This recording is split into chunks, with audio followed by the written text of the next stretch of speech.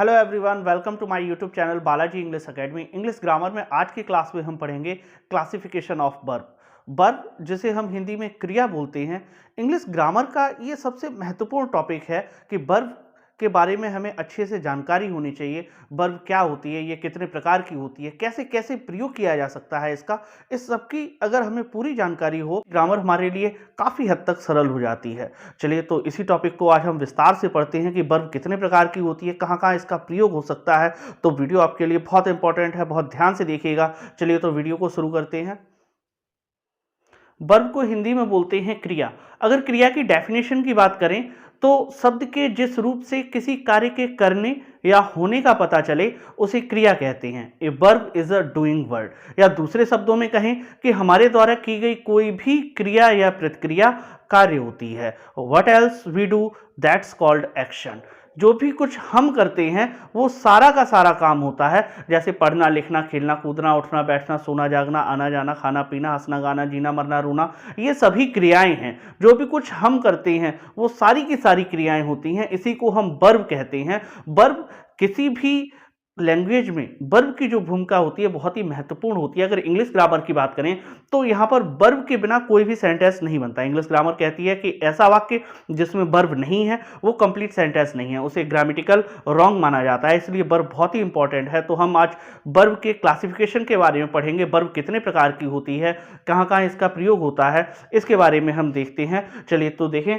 तो वर्ब के दो प्रकार होते हैं, फाइनाइट वर्ब और non finite verb. Finite verb के तो भी दो प्रकार होते हैं, मैन वर्ब और हेल्पिंग वर्ब। मैन वर्ब को हिंदी में बोलते हैं मुख्य क्रिया और हेल्पिंग वर्ब को हिंदी में बोलते हैं सहायक क्रिया। मैन वर्ब के दो प्रकार हैं, ट्रांसिटिव वर्ब और इंट्रांसिटिव वर्ब। ट्रांसिटिव वर्ब को हम बोलते हैं सकर्मक। सकर्मक का मतलब ऐसी क्रियाएं जो बिना ऑब्जेक्ट के अपना अर्थ न बता पाए, हमेशा ऑब्जेक्ट के साथ ही आए, तो ऐसी क्रियाओं को हम ट्रांसिटिव वर्ब्स कहते हैं। और ऐसी क्रियाएं जो बिना ऑब्जेक्ट के भी अपना अर्थ बता जाएं, तो ऐसी क्रियाओं को हम इंट्रांसिटिव वर्ब्स कहते हैं। तो मुख्य क्रिया जो है, मैन वर्ब जो है, इसके दो प्रकार हैं, ट्रांसिटिव और इंट्रांसिटिव, सकर्मक और अकर्मक। अगर हेल्पिंग वर्ब की बात करें तो हेल्पिंग वर्ब के भी दो प्रकार होते हैं, एक्सोलरीज और लिंकिंग वर्ब। एक्सोलरीज के दो प्रकार हैं, प्राइमरी एक्सोलरीज और मॉडल एक्सोलरीज। प्राइमरी एक्सोलरीज में तीन वर्ब्स आपके आती हैं, डू, हैव और बी। डू का मतलब होता है डू, डज, डिड। हैव का मतलब हैज, हैव, हैड। और बी की दो फॉर्म्स होती हैं, प्रेजेंट में होती है इज, एम, आर और पास्ट में वॉज, वर।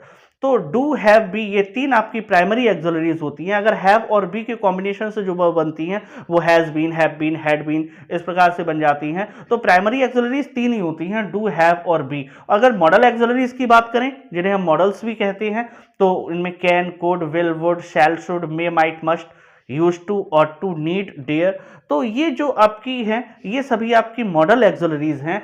तो प्राइमरी एक्सोलरीज और मॉडल एक्सोलरीज ये दोनों ही एक्सोलरीज के प्रकार हैं जो कि हेल्पिंग वर्ब की तरीके से कार्य करती हैं।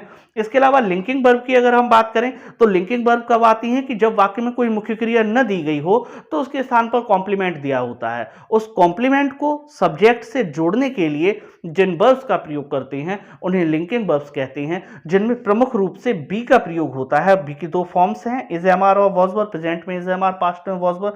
तो जिसमें मुख्य रूप से बी का प्रयोग इसलिए है क्योंकि बी जो है वो अपनी फॉर्म्स के रूप में आता है, इसलिए इसका प्रयोग इंपॉर्टेंट होता है। इसके अलावा और भी होती है, जैसे सीम है, बिकम है, अपीयर है, लाइक है, लुक है। तो ये कुछ क्रियाएं ऐसी होती हैं जो कि लिंकिंग वर्ब की तरीके से कार्य करती है। बाकी की क्रियाएं तो आती रहती है, हमें पता भी नहीं चलता है कि वो लिंकिंग वर्ब के तरीके से आ रही है या मैन वर्ब के तरीके से आ रही है। लेकिन जो बी है इसी के प्रयोग में हमें थोड़ी सी प्रॉब्लम आती है, तो यहीं पे प्रयोग में हमें सावधानी बरतने की जरूरत होती है।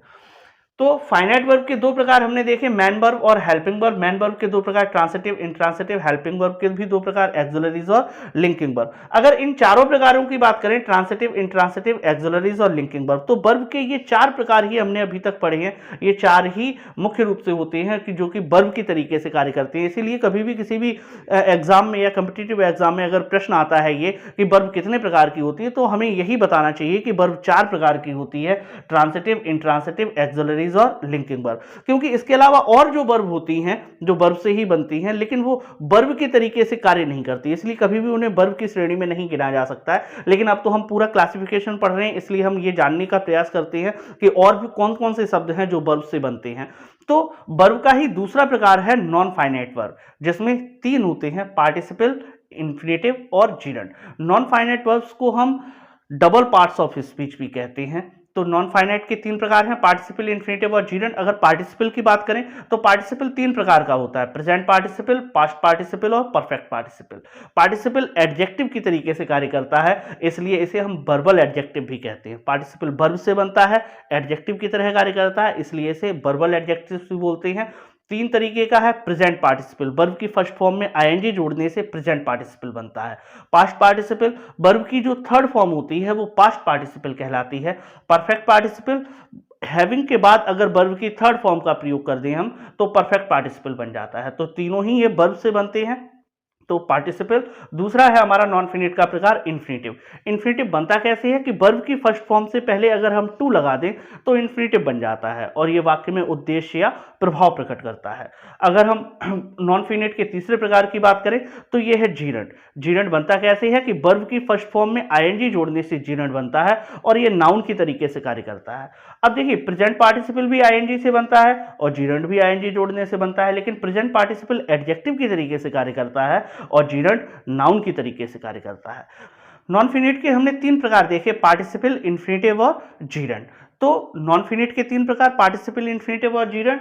और फिनिट वर्ब के 2 प्रकार, मैन वर्ब और हेल्पिंग वर्ब। मैन वर्ब के भी 2 प्रकार, ट्रांसिटिव, इंट्रांसिटिव। और हेल्पिंग वर्ब के 2 प्रकार, एक्सुलरीज और लिंकिंग वर्ब। और एक्सुलरीज के 2 प्रकार, प्राइमरी एक्सुलरीज और मॉडल एक्सुलरीज। ये सब कुछ हमने समझने का प्रयास किया है। आप इसका एक स्क्रीनशॉट लेके रख लीजिएगा और इन चीज़ों को 1-2 बार पढ़ के देखिएगा, तो जिससे कि ये सारी चीज़ें आपको बहुत अच्छे से क्लियर हो जाएंगी। वर्ब के बारे में आप जितने ज़्यादा पढ़ते हैं उतना ही ज़्यादा बेहतर रहता है, क्योंकि वर्ब ग्रामर में एक बहुत ही महत्वपूर्ण टॉपिक है जिसके बारे में फुल नॉलेज हमारे लिए होना बहुत आवश्यक है। ये वीडियो आपको कैसा लगा कमेंट सेक्शन में आप जरूर बताइएगा। और हाँ, अगर वीडियो आपको पसंद आया हो तो वीडियो को लाइक कीजिएगा और जितना ज़्यादा हो सकता है उतना ज़्यादा आप इसे शेयर कीजिएगा। अगर आप चैनल पर नए हैं तो चैनल को सब्सक्राइब करके बेल आइकन का बटन दबा दें, जिससे कि आने वाले वीडियो की नोटिफिकेशंस आपके पास तक पहुँचती रहे। अगले वीडियो में एक नए टॉपिक के साथ आपसे फिर मुलाकात होती है। Thank you.